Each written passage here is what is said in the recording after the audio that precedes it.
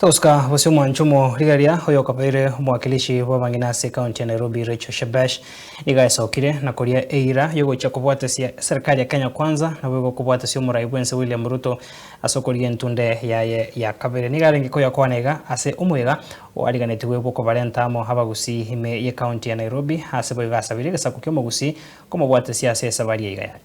Mimi katika hii siasa niko kwa mrengo ya president, that is true, na niko kwa mrengo ambaye tuko na Nyakundi.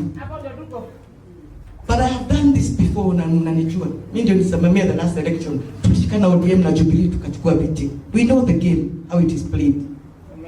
But even when we know the game, mimi nawaambia mambo ni different. Ground ni tofauti. Kwa ile kazi nafanyia president, nikisema umoja mseme pamoja. Umoja pamoja. Umoja pamoja. Umoja pamoja. I am looking for people I can send out. Chairman, nauliza kama naweza pata soldiers wa umoja pamoja hapa.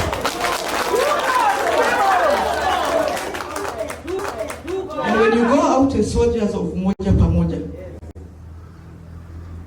ni hivi na mnisikize vizuri. Nilikuwa kwa serikali. I know how government works. And I know government does not deliver si possible. I also know kama kuna siasa na kuna kelele, watu haoni ile kazi serikali.